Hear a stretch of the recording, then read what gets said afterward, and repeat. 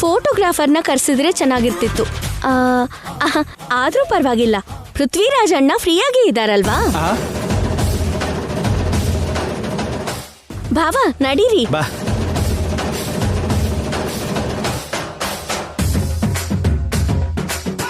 ನಾನು ಫೋಟೋಗ್ರಾಫರಾ? ಅವನಿ ಮನೆಗ್ ವಾಪಸ್ ಬಂದಾಗಿಂದ ತುಂಬಾ ಜಾಸ್ತಿನೇ ಆಡ್ತಿದ್ದಾಳೆ. ಅತ್ತೆ ಮಾವ ಅಂತ ಎಲ್ಲ ಗಾಬರಿ ಮಾಡ್ತಾ ಇದ್ದಾಳೆ. ಆ ನೆಪದಿಂದ ಅವ್ರಿಗೇನೋ ಮದ್ವೆ ದಿನ ಅನ್ನೋ ಹಾಗೆ ಎಂಜಾಯ್ ಮಾಡ್ತಿದ್ದಾರೆ. ಯಾಕೋ ನಿಹಾರಿಕಾ ಸ್ಪರ್ಧೆಯಲ್ಲಿ ತುಂಬಾ ಹಿಂದೆ ಬೀಳ್ತಿದ್ದಾಳೆ. ಅವನಿ ಈ ರೇಂಜಲ್ಲಿ ಆಡ್ತಿದ್ರೆ ನಿಹಾರಿಕಾ ಸೋಲ್ ಒಪ್ಕೊಳ್ದೆ ಬೇರೆ ದಾರಿ ಇಲ್ಲ.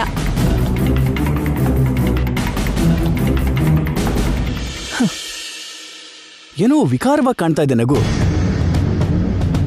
ಕನ್ಫರ್ಮ್ ಅದೇ ಅಂದ್ರೆ ಏನೋ ಕುತಂತ್ರ ಮಾಡಿದಾಳೆ ಅಂತ ಅರ್ಥ. ನಿಮ್ ಎಲ್ಲರಿಗೂ ಒಂದು ಶಾಕಿಂಗ್ ನ್ಯೂಸ್ ಹೇಳ್ತೀನಿ, ಕೇಳಿ. ಬೇಗ ಹೇಳು. ಮಿಸ್ ಆಗಿ ಕೂಡ ಅವನಿ ಹತ್ರ ಈ ವಿಷಯ ಲೀಕ್ ಆಗ್ಬಾರ್ದು. ಯಾರು ಹೇಳಲ್ಲ, ಅದೇನು ಅಂತ ಬೇಗ ಹೇಳು. ಫಂಕ್ಷನ್ಗೆ ನಮ್ಮ ಅಪ್ಪ ಅಮ್ಮನ ಜೊತೆಗೆ ಅವನಿನ ಆರಾಧಿಸೋ ನಮ್ ವಿಕ್ಕಿ ಕೂಡ ಬರ್ತಾ ಇದ್ದಾನೆ. ಹೌದಾ? ಯಾಕೆ ಬರ್ತಿರೋದು? ಬಂದ್ರು ಫಂಕ್ಷನ್ ನೋಡಿ ಹೋಗೋದ್ ಬಿಟ್ಟು ಇನ್ನೇನಿರುತ್ತೆ? ವಿಕಾಸ್ ಖಾಲಿ ಕೈಯಲ್ಲಿ ಇಲ್ಲಿಗೆ ಬರ್ತಿಲ್ಲ. ಆಹಾ, ದುಬೈಯಿಂದ ಫುಲ್ ಬಾಟ್ಲು ತಗೊಂಡ್ ಬರ್ತಿದಾನಾ? ನೀವು ನಿಲ್ಲಿಸ್ತೀರಾ? ಎಂಗೇಜ್ಮೆಂಟ್ ರಿಂಗ್ಸ್ ಜೊತೆಗೆ ಬರ್ತಿದ್ದಾನೆ.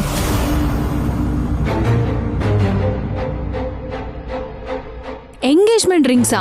ಯಾಕೆ? ಇವತ್ತು ಅವನಿ ವಿಕಾಸ್ಗೆ ಎಂಗೇಜ್ಮೆಂಟ್ ನಡೀತಿದೆ.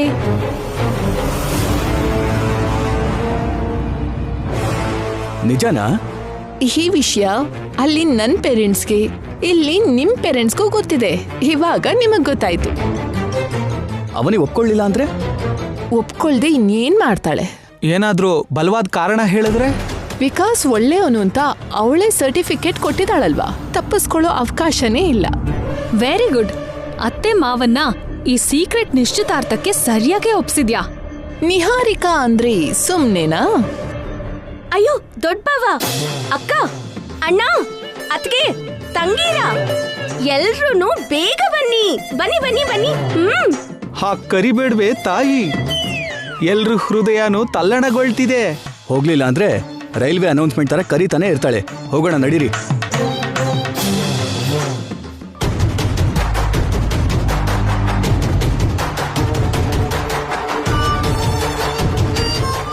ಇಷ್ಟೊತ್ಗಾಗ್ಲೇ ಮಾಮ್ ಅಂಡ್ ಡ್ಯಾಡ್ ನಾನ್ ಪ್ರಯೋಗಿಸ್ಬೇಕಾಗಿರೋ ಆಯುಧನಿಟ್ಕೊಂಡು ಹೊರಟೇ ಇರ್ತಾರೆ. ವಿಕಾಸ್, ಬೇಗ ಬಾರೋ, ಟೈಮ್ ಆಗ್ತದೆ.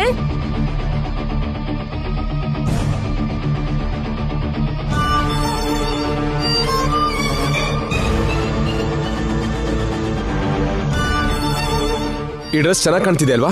ನೀನ್ ಯಾವುದೇ ಡ್ರೆಸ್ ಅಲ್ಲಾದ್ರೂ ಚೆನ್ನಾಗೇ ಇರ್ತೀಯ ಬಾಮೈದ. ಥ್ಯಾಂಕ್ಸ್ ಫಾರ್ ಯೋರ್ ಕಾಂಪ್ಲಿಮೆಂಟ್ ಬಾವಾ. ನೋಡು ವಿಕಾಸ್, ನಿಹಾರಿಕಾ ತುಂಬಾ ಕಷ್ಟಪಟ್ಟು ನಿಶ್ಚಿತಾರ್ಥದವರೆಗೂ ತಗೊಂಡ್ ಬಂದಿದ್ದಾಳೆ. ನೋಡು, ನಿಶ್ಚಿತಾರ್ಥದ ಸೆಟಪ್ ಇಲ್ದೇ ಇರ್ಬೋದು, ಆದ್ರೆ ಹೆಚ್ಚು ಕಮ್ಮಿ ಆಗಿರೋದೇ ಅದಕ್ಕೆ. ಅಲ್ಲಿ ನೀನ್ ತುಂಬಾ ಹುಷಾರಾಗಿರ್ಬೇಕು. ನೀನೇನಾದ್ರೂ ಮಿಸ್ಟೇಕ್ ಮಾಡಿದ್ಯೋ ಎಲ್ಲ ಸರ್ವನಾಶ ಆದ ಹಾಗೆ. ಓವರ್ ಆಕ್ಟಿಂಗ್ ಬಗ್ಗೆ ಆಗ್ಲಿ, ನ್ಯಾಚುರಲ್ ಆಕ್ಟಿಂಗ್ ಬಗ್ಗೆ ಆಗ್ಲಿ ನೀವು ನನಗೆ ಹೇಳಬೇಕಾಗಿರೋ ಅಗತ್ಯ ಇಲ್ಲ. ಸಿಚುವೇಶನ್ ಪ್ರಕಾರ ನಾನು ಅಡ್ಜಸ್ಟ್ ಆಗ್ತೀನಿ. ನೀನು ನಿಹಾರಿಕಾ ಭಾವ ನನ್ನ ಎಂಗೇಜ್ಮೆಂಟ್ವರೆಗೂ ತುಂಬ ನೀಟಾಗಿ ಡೀಲ್ ಮಾಡ್ಕೊಂಡು ಬಂದಿದ್ದೀರಾ. ಹಾಗಿದ್ಮೇಲೆ ನಾನು ಎಷ್ಟು ಹುಷಾರಾಗಿರ್ತೀನೋ ನಿಮಗೆ ಗೊತ್ತಲ್ವಾ? ಹೊರಡೋಣವಾ? 1 ಮಿನಿಟ್ ಅಕ್ಕ. ಏನೋ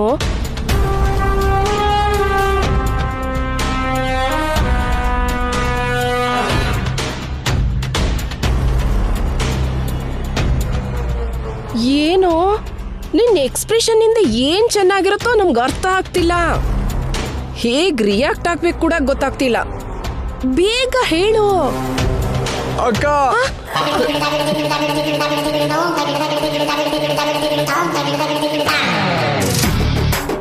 ಗೌತಮಿ, ಏನ್ರಿ? ವಿಕಾಸ್ ನಮ್ಮ ಆಶೀರ್ವಾದಕ್ಕೋಸ್ಕರ ನಮ್ಮ ಕಾಲಿಗೆ ಬಿದ್ದಿರೋ ಹಾಗೆ ನಾವೇನಾದ್ರೂ ಕನ್ಸ್ ಕಾಣ್ತಿದೀವಾ? ಅದೇ ನನಗೂ ಅರ್ಥ ಆಗ್ತಿಲ್ಲ ರೀ. ನನಗ್ ಬ್ಲೆಸ್ ಮಾಡಿ. ನೀವು ನನ್ನ ಅಕ್ಕ ಬಾವ ಮಾತ್ರ ಅಲ್ಲ, ನನ್ನ ಪಾಲಿನ ದೇವರು, ನನ್ನ ತಂದೆ ತಾಯಿ.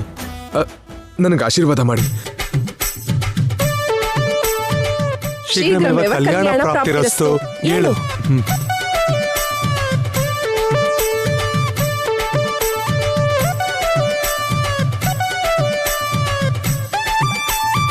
ಬಾ ಮೈದಾ, ನೀನ್ ಅಳ್ತಾ ಇದೀಯಾ? ಗೌತಮಿ, ಹೊರಗಡೆ ಮಳೆ ಬರೋ ಸೂಚನೆ ಏನಾದ್ರೂ ಕಾಣಿಸ್ತಿದ್ಯಾ ಏನು? ಯಾವಾಗ್ಲೂ ನಮಗ್ ಕಣ್ಣೀರ್ ತೋರ್ಸೋನು, ಇವಾಗ ನೀನ್ ಕಣ್ಣೀರ್ ಹಾಕ್ತಿದ್ಯಲ್ಲ, ಯಾಕೋ? ನನ್ನ ಆಟಿಟ್ಯೂಡ್ ಇಂದ, ನನ್ನ ಮಾತುಗಳಿಂದ, ನನ್ನ ಕೈಗಳಿಂದ ನಿಮ್ಗೆ ಏನಾದ್ರೂ ನೋವು ಕೊಡ್ತಾ ಇದ್ರೆ ನನ್ನ ಕ್ಷಮಿಸಿ ಅಕ್ಕ.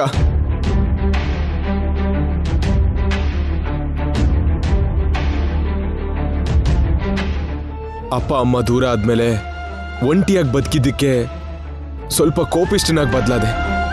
ಐ ಮೀನ್ ಸ್ಯಾಡಿಸ್ಟ್ ಆಗಿ ಬಿಹೇವ್ ಮಾಡ್ತಿದ್ದೀನಿ.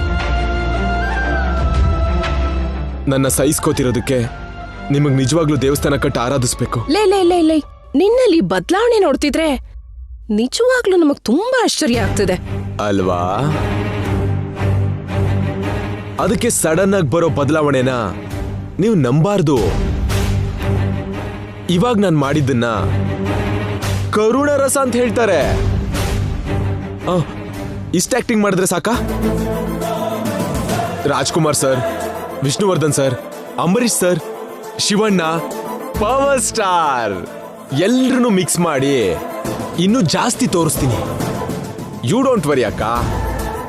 ಲೋ, ನನ್ ಚಿಕ್ಕಂದಿನಿಂದ ತುಂಬಾ ಜನರು ನೋಡಿದೀನಿ ಕಣೋ, ನಿನ್ನಂತ ನಟನ್ ಮಾತ್ರ ಇಲ್ಲಿವರೆಗೂ ನೋಡಿಲ್ಲ. ಥ್ಯಾಂಕ್ಸ್ ಅಕ್ಕ. ನೀನ್ ಕಾಲಿಗೆ ಬೀಳ್ತಿದ್ದಾಗೆ ಕಾಲ್ ಹಿಡ್ಕೊಂಡು ಎಳಿತೀನೋ ಅಂತ ಭಯ ಪಟ್ಬಿಟ್ಟಿದ್ದೆ. ಈ ನಾಟಕನೆಲ್ಲ ಅಲ್ಲಿ ಮಾಡು, ನಡಿ. ನಡೀರಿ ಅಕ್ಕ. ಮತ್ತೆ ಏನೋ? ಇಲ್ಲಿವರೆಗೂ ತುಂಬಾ ಜನ ಹುಡುಗಿರಿಗೆ ಏನೇನೋ ಗಿಫ್ಟ್ ಕೊಟ್ಟಿದ್ದೀನಿ. ರಿಂಗ್ ತೋಡ್ಸೋ ಅಂತ ಅವನಿಗೆ ಒಳ್ಳೆ ಸೀರೆನ ಗಿಫ್ಟ್ ಆಗಿ ಕೊಡ್ಬೇಕು ಅನ್ಕೊಂಡಿದ್ದೀನಿ. ನೀವು ಹೊರಡಿ, ನಾನು ಒಂದು ಹಾಫ್ ಆನ್ ಅವರಲ್ಲಿ ಬಂದ್ಬಿಡ್ತೀನಿ. ಈಗ ಅಗತ್ಯನಾ? ನಿಹಾರಿಕಾ ಬೈತಾಳೆ. ಬೇಗ ಬರ್ತೀನಿ.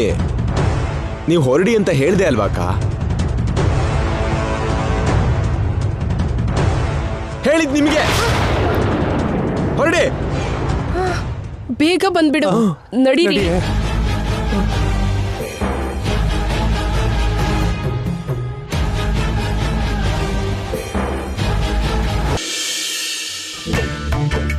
ಮಾವನವ್ರೆ, ಒಂದು ಮಾತು ಕೇಳಲಾ?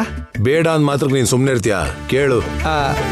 ಈಗಲೇ ನಿಮ್ ಪರ್ಸನಾಲಿಟಿ ಈ ರೇಂಜಲ್ಲಿ ಇದ್ರೆ ಮತ್ತೆ ಆ ದಿನಗಳಲ್ಲಿ ಅಂದ್ರೆ ನಿಮ್ ಹಿಂದೆ ಲೇಡಿ ಫ್ಯಾನ್ಸ್ ತುಂಬಾ ತಿರುಗಿರ್ತಾರೆ ಅಲ್ವಾ? ಅಷ್ಟೇನಿಲ್ಲಪ್ಪ ತಂದೆ. ಅತ್ತೆಯವ್ರಿಗೆ ನಿಮ್ ಸೀಕ್ರೆಟ್ಸ್ ಹೇಳೋದಿಲ್ಲ ಬಿಡಿ, ಹೇಳಿ. ನಿಜವಾಗ್ಲೂ ಇಲ್ಲ. ಸರಿ, ಅಮ್ಮನ ಮೊದಲನೇ ಸಲ ನೋಡಿದಾಗ ನಿಮ್ ಫೀಲಿಂಗ್ ಹೇಗಿತ್ತು? ಆವಾಗ ನನ್ನ ಫೀಲಿಂಗ್ಸ್ ಏನು ಅಂದ್ರೆ,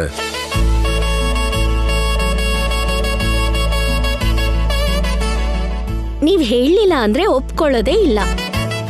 ಆ ದಿನಗಳ ಮಧುರ ನೆನಪನ್ನ ನೀವ್ ನಮ್ಮ ಹತ್ರ ಹಂಚ್ಕೋಬೇಕು. ಅಬ್ಬಾ, ಆ ವಿಷಯ ಬಿಡು ಅವನಿ. ಬಿಡೋ ಮಾತೇ ಇಲ್ಲ. ನೀವು ನಾಚಿಕೆ ಪಡ್ಕೊಂಡ್ರೂ ಪರವಾಗಿಲ್ಲ, ನಮ್ಮ ಹತ್ರ ಹೇಳ್ಬೇಕು. ಸರಿ ಸರಿ, ಹೇಳ್ತೀನಿ. ಅವಾಗಂತೂ ಹೆಣ್ಮಕ್ಳಿಗೆ ಹೊರಗಡೆ ಬರ್ಬೇಕು ಅಂದ್ರೇನೆ ಭಯ. ಅಂಥ ದಿನಗಳಲ್ಲಿ ಜಾತಕ ಅನ್ನೋದು ನನ್ನ ಪಾಲಿನ ವರವಾಗಿದ್ರಿಂದ ಇಷ್ಟು ಒಳ್ಳೆ ಕುಟುಂಬಕ್ಕೆ ಸೊಸೆ ಅದೆ. ಹೆಂಡತಿ ಕಾಲಿಟ್ರೆ ಗಂಡಸ್ ಜೀವನ ಬದಲಾಗತ್ತೆ ಅಂತಾರಲ್ಲ. ವೇದವತಿ ನನ್ನ ಜೀವನದಲ್ಲಿ ಬಂದ್ಮೇಲೆ ನನ್ನ ಜೀವನ ಪೂರ್ತಿ ಬದಲಾಗೋಯ್ತು. ನೀವೆಲ್ಲರೂ ಗಮನಿಸಿದ್ದೆ ಆದ್ರೆ ಪ್ರಸಾದ್ ರಾವ್ ಅವ್ರ ಹೆಂಡತಿ ವೇದವತಿ ಅಂತ ಕರೆಯೋದಕ್ಕಿನ್ನ ವೇದವತಿ ಅವ್ರ ಗಂಡ ಪ್ರಸಾದ್ ರಾವ್ ಅಂತ ಹೆಚ್ಚಿಗೆ ಕೇಳಿಸುತ್ತೆ. ಗಂಡನಿಗೆ ಮೀರಿದ ಹೆಸರನ್ನ ಹೆಂಡತಿ ಸಂಪಾದಿಸೋದು ಸಣ್ಣ ವಿಷಯ ಅಲ್ಲ. ಸೊಸೆಯಾಗಿ ಹೆಂಡತಿಯಾಗಿ ಅಷ್ಟು ಒಳ್ಳೆ ಹೆಸರು ಹೇಗ್ ಬಂತು ಅಂದ್ರೆ ಗಂಡನ್ನ ಅಷ್ಟು ದೃಢವಾಗಿ ಪ್ರೀತಿಸಿದ್ರಿಂದ.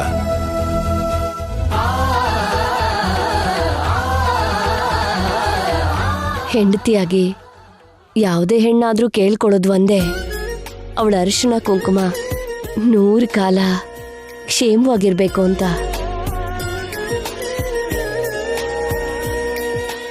ಹೆಣ್ಣು ತಾಳಿನ ಅಷ್ಟು ಗೌರವಿಸ್ತಾಳೆ, ಕಾಪಾಡ್ಕೋತಾಳೆ. ಮತ್ತೊಂದು ಹೆಣ್ಣು ತನ್ನ ಗಂಡನ್ನ ಇಷ್ಟಪಟ್ರು ತನ್ನ ಸಂಸಾರನ ನಾಶ ಮಾಡ್ಬೇಕು ಅಂತ ನೋಡಿದ್ರು ಸಹಿಸೋದಿಲ್ಲ.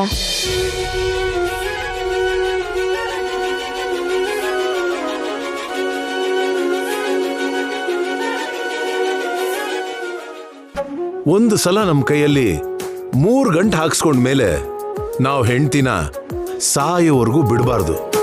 ಸಾವೊಂದು ಬಿಟ್ರೆ ನಮ್ಮನ್ನ ಯಾವುದು ಬೇರೆ ಮಾಡಬಾರ್ದು. ಗಂಡ ಹೆಂಡತಿ ಸಂಬಂಧ ಅಂದ್ರೆ ಅದು. ಗಂಡ ಯಾವತ್ತು ಅವನ್ ಹೆಂಡತಿ ಕಣ್ಣಲ್ಲಿ ಆನಂದ ಬಾಷ್ಪ ಮಾತ್ರ ನೋಡ್ತಿರ್ಬೇಕು, ಕಣ್ಣೀರನ್ನ ಮಾತ್ರ ನೋಡಬಾರ್ದು.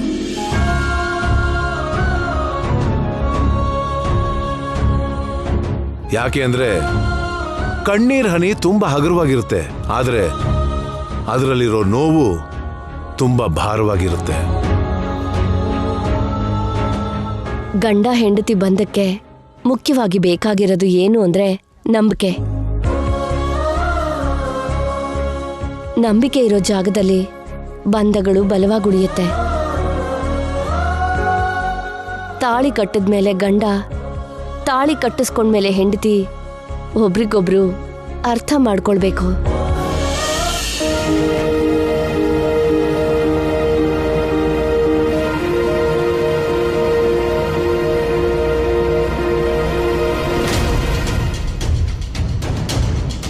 ಏನಾಯ್ತಮ್ಮ? ಬಲ್ಗಣ್ಣು ಹೊಡ್ಕೊಂತಾ ಇದೆ. ಹೆಣ್ಮಕ್ಳಿಗೆ ಬಲ್ಗಣ್ಣು ಹೊಡ್ಕೊಳ್ಳೋದು ಅಂದ್ರೆ ಏನೋ ಅಪಶಕುನ ಅಂತ ಅರ್ಥ ಅಲ್ವಾ ಅಮ್ಮ? ಅವನಿಗೆಲ್ಲ ಒಳ್ಳೇದೇ ಆಗತ್ತೆ ಹೊರತು ಕೆಟ್ಟದಾಗೋಲ್ಲ. ಹಾಗಾದ್ರೆ ಪರವಾಗಿಲ್ಲ. ಆಗ್ಬಾರ್ದೇನೋ ಆಗುತ್ತೇನೋ ಅಂತ ನನ್ನ ಅನುಮಾನ. ಬಲ್ಗಣ್ಣು ಹೊಡ್ಕೊಳ್ಳೋ ಪ್ರತಿ ಸಲ ಯಾವುದೋ ಒಂದು ಸಮಸ್ಯೆ ಎದುರಾಗ್ತಾನೆ ಇರತ್ತೆ. ಇವಾಗ ಯಾವ ಸಮಸ್ಯೆ ಬರುತ್ತೆ?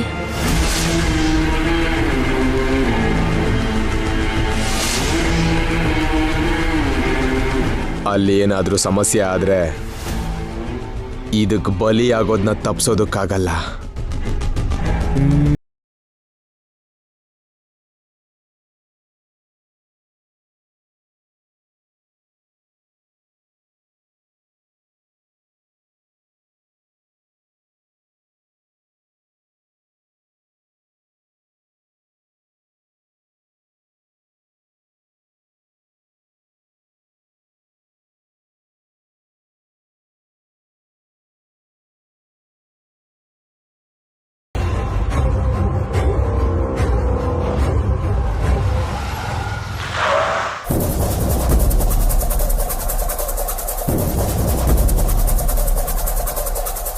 ಅಮ್ಮಯ್ಯ, ಬಂದ್ರು ಕೊನೆಗೂ.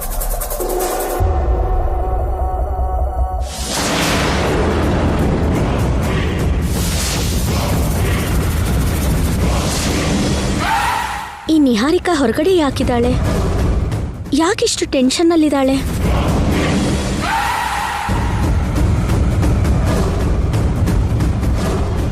ಲೇಟ್ ಆಯ್ತಾ? ಅಷ್ಟೊಂದೇನ್ ಲೇಟ್ ಆಗಿಲ್ಲ.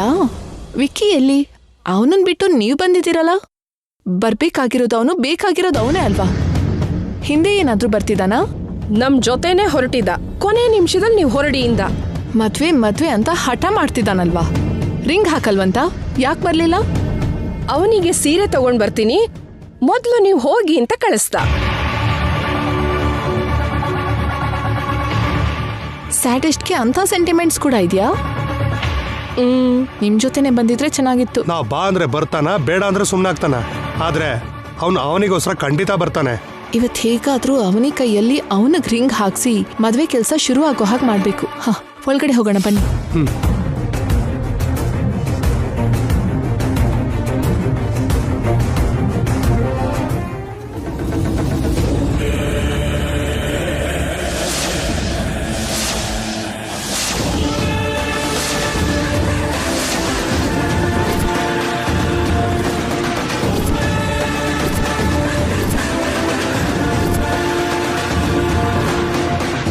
ತೀರ್ಕೊಂಡ್ಲಾ? ಹಾಗೆ ಕಾಣಿಸ್ತಿದೆ. ಎಲ್ಲ ನಾಶ ಆದಾಗೆ ಅಲ್ವಾ? ಅಷ್ಟೇ ಅಲ್ವಾ ಮತ್ತೆ? ನೀವಿಂಥವ್ರು ಅಂತ ಅನ್ಕೊಂಡಿರ್ಲಿಲ್ಲ. ಇಂಥ ಕೆಲಸ ಮಾಡ್ತೀರಾ ಅಂತ ಅನ್ಕೊಂಡಿರ್ಲಿಲ್ಲ. ಇನ್ನೊಂದು ಸ್ವಲ್ಪ ಮುಂಚೆನೆ ಬರ್ಬೋದಿತ್ತಲ್ವಾ ಚಿಕ್ಕಮ್ಮ?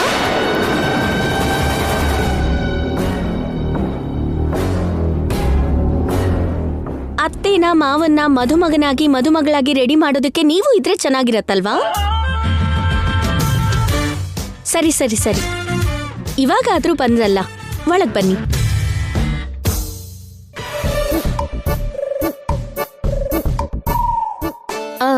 ಏನು, ಯಾಕೆ ಹಾಗೆ ನೋಡ್ತಾ ಇದ್ದೀರಾ? ಬನ್ನಿ. ನಾವ್ ಬರ್ತೀವಮ್ಮ, ನೀನ್ ನಡಿ.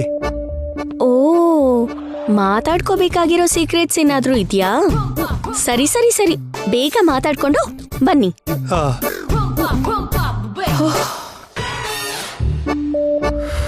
ಅಮ್ಮಯ್ಯ, ಹೃದಯ ನಿಂತೋದಾಗಾಯ್ತು. ಚಿಕ್ಕಮ್ಮ ಚಿಕ್ಕಪ್ಪ ಅಂತ ಹೊಸದಾಗ ಕರಿತಾ ಇದ್ದಾಳೆ. ಈ ಮನೆ ಸೋದರ ಸೊಸೆ ಅಂತ ಗೊತ್ತಾಗಿದೆ ಅಂತ ಹೇಳ್ದೆ ಅಲ್ವಾ? ಪೇಪರ್ನವನು ಹಾಲ್ನವನು ಕೂಡ ವರ್ಷೆಯಿಂದ ಕರೀತಿದ್ದಾಳೆ. ಇದಕ್ಕೂ ಮುಂಚೆ ತಗ್ಗಿ ಬಗ್ಗಿ ಇರ್ತಿದ್ಲು, ಇವಾಗ ತುಂಬಾ ಮೆರಿತಿದ್ದಾಳೆ. ಇವಳನ್ನ ಏನ್ ಮಾಡೋದು ಅಂತ ನಂಗೆ ನಿಜವಾಗ್ಲೂ ಅರ್ಥ ಆಗ್ತಿಲ್ಲ. ವಿಕಾಸ್ ಜೊತೆ ಮದುವೆ ಆದ್ಮೇಲೆ ಎಲ್ಲ ಗೇಮು ಅವನೇ ಆಡ್ತಾನೆ. ಸ್ಯಾಡಿಸ್ಟ್ ಎಷ್ಟೊತ್ತಿಗೆ ಬರ್ತಾನೋ ಏನೋ. ನನ್ನ ದಿನ ಭವಿಷ್ಯ ಇವತ್ತು ಅದ್ಭುತವಾಗಿದೆ. ಏನ್ ನಡೆಯುತ್ತೋ ನೋಡ್ಬೇಕು.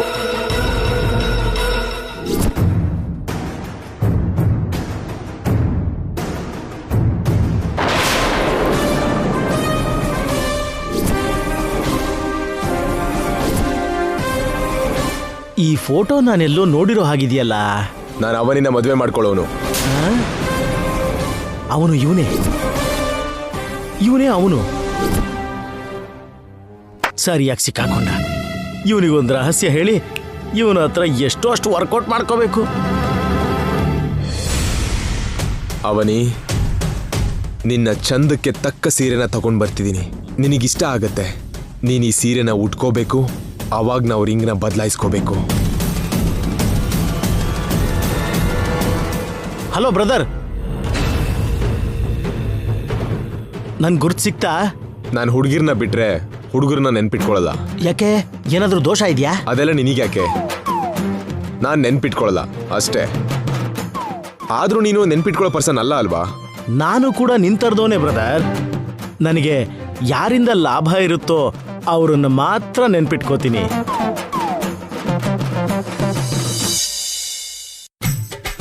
ಏನಿದು? 100 ರೂಪಾಯಿ ಕಾಣಿಸ್ತಿಲ್ವಾ? ಯಾಕೆ? ಇದಕ್ಕೂ ಮುಂಚೆ ಯಾವ್ದೋ ಸಿಗ್ನಲ್ ಹತ್ರ 100 ರೂಪಾಯಿ ಕೊಟ್ಟಿರ್ತೀನಿ. ಅದಕ್ಕೆ ನನ್ನ ನೆನ್ಪಿಟ್ಕೊಂಡಿರ್ತೀಯ. ನನ್ನಿಂದ ನೀನ್ ಇದನ್ ಬಿಟ್ರೆ ಬೇರೆ ಏನ್ ಎಕ್ಸ್ಪೆಕ್ಟ್ ಮಾಡ್ತೀಯ? ತಗೋ.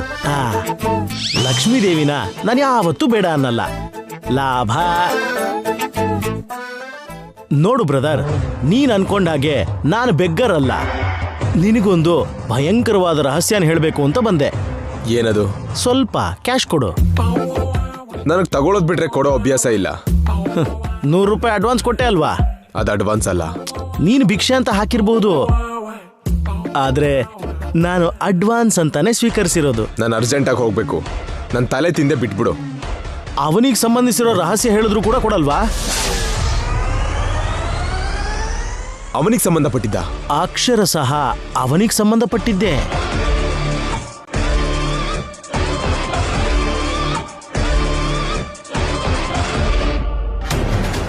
ಅವನಿ ಬಗ್ಗೆ ಏನ್ ಗೊತ್ತು? ಬೇಗ ಹೇಳು. ಅವನಿ ಅಂದ್ರೆ ಇಷ್ಟೊಂದು ಕ್ರೇಜಾ ನಿನಗೆ? ಅವನಿನ ಮದುವೆ ಮಾಡ್ಕೊಳ್ಳೋಣಲ್ವಾ? ಆಲ್ರೆಡಿ ಮದುವೆ ಆಗಿರೋಳ್ನ ಮತ್ತೆ ಹೇಗೆ ಮದುವೆ ಮಾಡ್ಕೋತೀಯ?